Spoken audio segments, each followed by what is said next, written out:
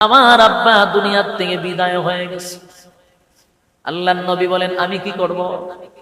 ওগো পয়গম্বর, আমি জানি আমার আব্বা আপনার অনেক ক্ষতি করছে গো নবী।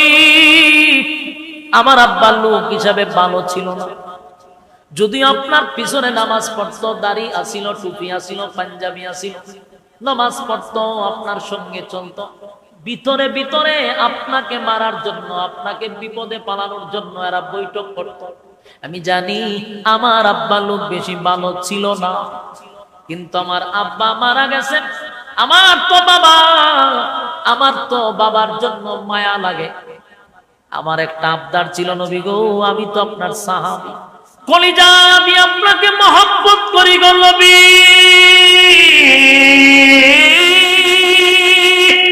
আমি আপনাকে কলিজার থেকে মহব্বত করি, কোনো সন্দেহ নেই, কোনো সন্দেহ নেই। কিন্তু আমি আপনার সাহাবী হইয়া যদি আপনার কাছে একটা আবদার করি, আপনি নবী কি আমার আবদারটা মানবেন? আল্লাহর নবী বলেন, কি রে আব্দুল্লাহ, কি চাস? বলে, আমার মনের মধ্যে একটা আশা ছিল গো নবী, আপনি যদি আমার আব্বার জানাজাটা পড়ায়া দিতেন, আমার মনে হয় আপনার জানাজার বরকতে আমার আল্লাহ আমার আব্বারে মাফ করে দিত। এই যুবক ভাই, নবী তো মায়ার নবী, দয়ার নবী, রাহমাতুল লিল আলামিন। ওয়ামা আরসালনাকা ইল্লা রাহমাতাল লিল আলামিন। আল্লাহ তো মায়ার নবী, রহমতের নবী হিসাবে প্রেরণ করেছেন। নবীর মায়া দয়ার কোনো অভাব নেই।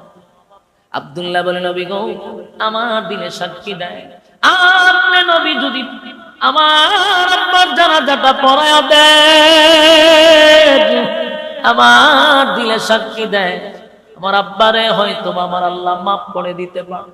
আল্লাহর নবী বলেন, আব্দুল্লাহ রে, আমি নবী যদি জানাজা পড়ায়া দিলে তোর আব্বারে আমার আল্লাহ মাফ করে দেয়, অসুবিধা নাই। আমি নবী ওয়াদা দিলাম, তোর আব্বারে আমি জানাজা পড়ায়া দিব। জোরে কোন সুবহান। চিন্তা করেন কত বড় শত্রু। নবী রাজি হয়ে গেছে, আমি তোর আব্বার জানাজা পড়ায়া দিব। এই জায়গাটা একটু ইয়াদ রাখবেন, লাস্টে আপনাদেরকে জিজ্ঞাসা করব। নবী বলছে আমি পড়ায়া দিব, কথাটা ইয়াদ রাখবেন। আল্লাহর নবী বলেন, আমি তোর আব্বার জানাজা পড়ায়া দিলে যদি আমার আল্লাহ তোর বাবারে মাফ করে দেয়, অসুবিধা নাই, ওয়াদা দিলাম আমি তোর আব্বার জানাজা পড়ায়া দিব। বলতে দেরি আব্দুল্লাহ একটা সেকেন্ডও দাঁড়াইছে না, একটা দূর মারছে, দাঁড়াইছে না। দাঁড়াইলো না কেন? সাহাবীরা জানতো দাঁড়াইলে আটটা জিবরাইল আইব আয়াত লয়ে, যদি আয়াত লয়ে এত জানা দোষ এলে ওটা দূর মারছে। তোর মাইরা মদিনার অলিতে গলিতে, অলিতে গলিতে চতুর্দিক দিয়া খবর পৌঁছায়া দিছে, তোমরা কারা গো? জানোনি আমার আব্বার জানাজা, আল্লাহর নবী পয়গম্বর জানাজা পড়াবে, তাড়াতাড়ি তোমরা জানাজায় শরীক হয়ে যাও। অ্যালাউন্স করেছে, চতুর্দিকে পাবলিসিটি করতেছে, আমার আব্বার জানাজা বিশ্বনবী পড়াবে, বিশ্বনবী পড়াবে। যেই মাত্র সাহাবীদের কানে গিয়া আওয়াজটা পৌঁছে গেছে যে আব্দুল্লাহ ইবনে উবাই ইবনে সুলুলের জানাজা পড়াবে পয়গম্বর, সাহাবায়ে কেরাম অবাক হয়ে গেছে। কি আশ্চর্যের ব্যাপার! এত বড় শত্রু ইসলামের, এত বড় মুনাফিক, সারাটা জীবন আল্লাহর পয়গম্বরের বিরোধিতা করছে রে, সারাটা জীবন আমার নবীর বিরোধিতা করছে, নবীরে বিপদে ফেলানোর জন্য চেষ্টা করছে, মারার জন্য চেষ্টা করছে, ইসলামের 12টা বাজানোর জন্য চেষ্টা করছে। এত বড় মুনাফিকের জানাজা আমার নবী কেমনে পড়াবে? আল্লাহর নবী কি জানে না সে যে মুনাফিক, তার জানাজা কেমনে পড়াবে? এই খবর যখন চতুর্দিকে ছড়ায়া গেল, মুনাফিকদের কানেও গিয়া খবর হচ্ছে। মুনাফিকরা শূন্য আশ্চর্য, মুনাফিকরা চিন্তায় পড়ে গেছে, আমাদের লিডার মারা গেছে, আমাদের নেতা মারা গেছে, যার পরামর্শে আমরা মুহাম্মদের ক্ষতি করলাম, ওই লোকটার জানাজা নাকি মুহাম্মদ পড়াবে। তারা দলে দলে দলে দলে দলে দলে 1000 মুনাফিক জানাজার মাঠে উপস্থিত হইছে। বলুন জানাজা পড়ার জন্য না দেখার জন্য? জানাজা দেখার জন্য তারা 1000 মুনাফিক একত্রিত হইছে। আমাদের লিডারের জানাজা কেমনে পড়ায় দেখতে হবে। যেই নেতার ওয়ার্ডারে আমরা মুহাম্মদের ক্ষতি করলাম, সেই নেতা মারা গেল, পয়গম্বর নাকি জানাজা পড়াবে, পয়গম্বর নাকি জানাজা পড়াবে। অন্যদিকে সাহাবায়ে কেরাম বরদাস্ত করতে পারে না, সহ্য করতে পারে না, কেমনে রে আল্লাহর পয়গম্বর জানাজাটা পড়াবে। এর মধ্যে খলিফাতুল মুসলিমিন হযরত উমর রাগ কম না বেশি? খলিফাতুল মুসলিমিন উমর যেই মাত্র শুনছে আব্দুল্লাহ ইবনে উবাই ইবনে সুলুলের জানাজা নবী পড়াবে, আব্দুল্লাহ ইবনে উবাই ইবনে সুলুলের জানাজা নবী পড়াবে, এই কথাটা শোনার পরে পয়গম্বর যখন জানাজার মাঠে গেল, হযরত উমর খলিফাতুল মুসলিমিন হযরত উমর দৌড়ায়া জানাজার মাঠে গেছে। আল্লাহর নবীর কাছে বলে, নবী গো, কেমনে গো আপনি এমন অত বড় মুনাফিকের জানাজা পড়াবেন? ডাইরেক্ট নবীরে বাধা দেয় না, ডাইরেক্ট বলতে পারে না।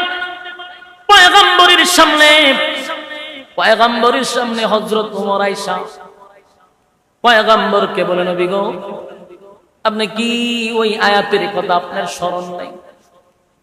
ইস্তাগফির লাহুম আও লা তাস্তাগফির লাহুম ইন তাস্তাগফির লাহুম 70 মাররাতান ফালান ইয়াগফিরাল্লাহু লাহুম যালিকা বিআন্নাহুম কাফারু বিল্লাহি ওয়া রাসূলিহি ওয়াল্লাহু লা ইয়াহদিল কওমাল ফাসিকিন।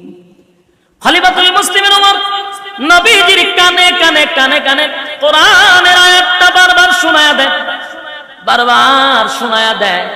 সূরা তাওবার 80 নাম্বার আয়াতটা নবীর কানে কানে খালি বারবার ওমর শুনাইতেছে।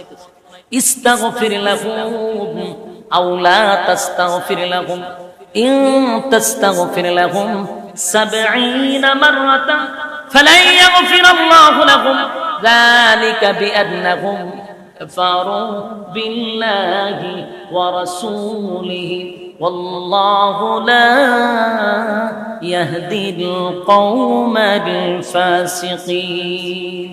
আল্লাহর পয়গম্বর এই আয়াতটি আপনার স্মরণ নাই? আপনাকে তো আল্লাহ আয়াত নাজিল করে আগেই জানায়া দিছে আপনি মুনাফিকের জন্য দোয়া করবেন না, কোন মুনাফিকের জন্য আপনি দোয়া করবেন না। এমন কি আল্লাহ বলছে এই আয়াত দিয়ে আপনারা জানায়া দিছে মুনাফিকের জন্য দোয়া করবেন না। এমন কি 70 যদি আপনি মুনাফিকের জন্য দোয়া করেন, আমার আল্লাহ আপনার নবীর দোয়া কবুল করবে না। আল্লাহর নবী, আল্লাহর পরে যার সম্মান আর মর্যাদা, হাত তুলতে দেরি কবুল হইতে দেরি নাই, সেই নবীকে আল্লাহ বলেন আপনি নবী যদি মুনাফিকের জন্য দোয়া করেন, একবার না 70 বার দোয়া করেন, আমি আল্লাহ আপনার দোয়া কবুল করব। এখন বুঝেন মুনাফিক কারে কয়? হ্যাঁ, সান্দিনার মানুষ কথা বুঝুননি, কিতা বুঝছো? মুনাফিক হলে দোয়া করবে, নবীর দোয়া করলে আল্লাহ কবুল করবে। আবার বলছে আপনি একবার কেন 70 বার দোয়া করেন, কামিত না। এখন বলেন মুনাফিকের ব্যাপার আল্লাহ কত কঠোর। আমার কথা বুঝতেছেন? হ্যাঁ, বুঝা রাখতে। মুনাফিক বড় মারাত্মক। ইহুদি খ্রিস্টানরা নবীর যে ক্ষতি করছে না, এর থেকে বেশি ক্ষতি করছে মুনাফিকরা। মুনাফিক কি এখন আসেনি? হ্যাঁ, মুনাফিক আছে। মুনাফিকের ছানাপালা সবচেয়ে বেশি বিস্তার করতেছে। মুনাফিক আছে, মুনাফিক থেকে সাবধান। মুনাফিক আছে। হযরত ওমর সূরা তাওবার 80 নম্বর আয়াতটা বারবার নবীর কানে কানে কানে আয়াত শোনাইতেছে। উমরের ধারণা হলো নবীর কানে আয়াত পৌঁছে গেলে হয়তোবা নবীর স্মরণ নাই, স্মরণ হইলে হয়তোবা জানাজা পড়াবে না। কিন্তু আল্লাহর পয়গম্বর বলেন, এ উমর, তুমি বারবার আমার কাছে আয়াত কেন শোনাচ্ছ? ইস্তাগফির লাহুম আও লা তাস্তাগফির লাহুম ইন তাস্তাগফির লাহুম 70 মাররাতান ফালান ইয়াগফিরাল্লাহু লাহুম যালিকা বিআন্নাহুম কাফারু বিল্লাহি ওয়া রাসূলিহি ওয়াল্লাহু লা ইয়াহদিল কওমাল ফাসিকিন। এই আয়াত দ্বারা কি বুঝাইতে চাও? আমার আল্লাহ এই আয়াতে বলছে আমি নবী যদি 70 বার দোয়া করি, আল্লাহ বলছেন মুনাফিকের দোয়া কবুল করবে না, কারণ তারা আমি নবীর দুশমন, আল্লাহর দুশমন, তারা ফাসিক, তাদের দোয়া আল্লাহ কবুল করবে না। কিন্তু আমি নবীর দিলে আল্লাহ এত মায়া এত মহব্বত কেন দিল রে? আমি নবী চাই, আমার আল্লাহ নিষেধ করছে 70 বার দোয়া করলে কবুল হবে না।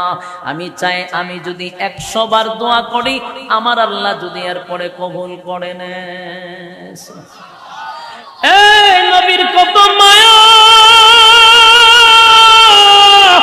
আল্লাহ বলছেন 70 বার দোয়া করলে কবুল হবে না।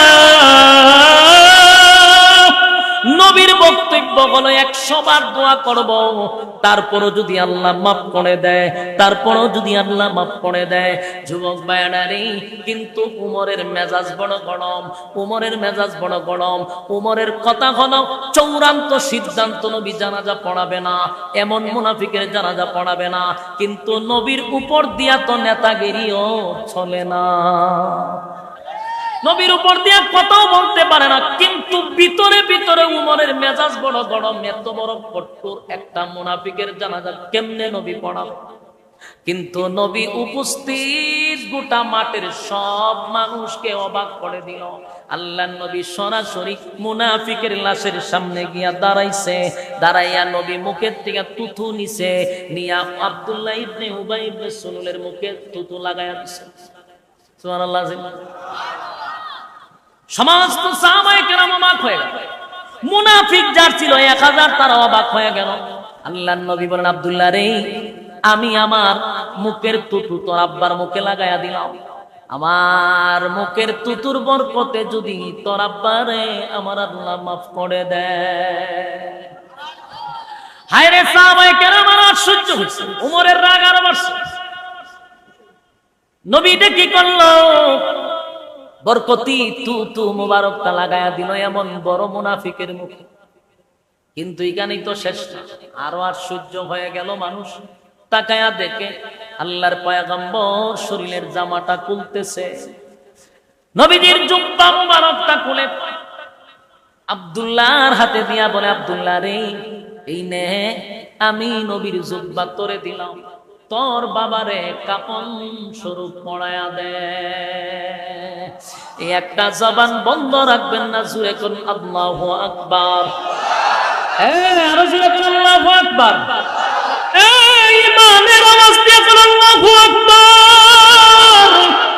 আল্লাহর নবীর জামার এত দাম,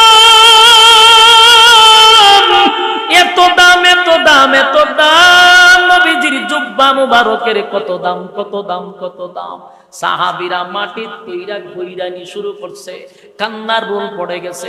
হায় রে, সাহাবী হইয়াও নবীর জুব্বা পাইলাম না, নবীর জুব্বা পাইলাম না। আজকে আমার নবী একটা টাক্কা মুনাফিকের জুব্বা খুলে দিল। হায় হায়, মুনাফিকের জুব্বা পাইল, সাহাবী হইয়াও জুব্বা পাইলাম না। এবার নবী দাঁড়ায়া বলেন, সাহাবীরা শোনো, এ আব্দুল্লাহ ভালো কইরা শোন, আমি নবী তোর আব্বারে কেন জুব্বা দিলাম জানোস? আমি কেন জুব্বা দিলাম জানোস নি? তোর আব্বা বদরের যুদ্ধে যখন আমার চাচা মারা গেল, মানুষগুলা যখন আমার চাচা সহ অনেক সাহাবীরা যখন শাহাদাত বরণ করলো, তখন কিন্তু তাদের তোর আব্বারে কেন জুব্বা দিলাম জানোস? আমি কেন জুব্বা দিলাম জানোস নি? তোর আব্বা বদরের যুদ্ধে যখন আমার চাচা মারা গেল, মানুষগুলা যখন আমার চাচা সহ অনেক সাহাবীরা যখন শাহাদাত বরণ করলো, তখন কিন্তু তাদের দাফন করার কাপড় ছিল না। অনেক সাহাবীরা তাদের শরীরের জুব্বা খুলে খুলে সাহাবীদের শরীরে পরায়া দিছে, কাপন স্বরূপ, কাপন স্বরূপ, কাপন স্বরূপ পরায়া দিছে। আমার চাচা ছিল মোটা, স্বাস্থ্যবান, সবার জামা তো আমার চাচার শরীরে লাগে না। আব্দুল্লাহ রে, তোর আব্বাও ছিল মোটা, তোর আব্বাও ছিল স্বাস্থ্যবান, আমার চাচার শরীরের জুব্বাটা সেদিন তোর বাবার শরীর থেকে জুব্বাটা কুলিয়া আমার চাচারে কাপন স্বরূপ দিয়া দিছিল। আব্দুল্লাহ শোন, আমি তোর আব্বার কাছে ঋণী ছিলাম, তোর আব্বার কাছে ঋণী ছিলাম, তাই আজকে আমার জুব্বাটা তোর আব্বারে দিয়া আমি আমি আমি আজকে তোর আব্বার কাছ থেকে ঋণ মুক্ত হয়ে গেলাম।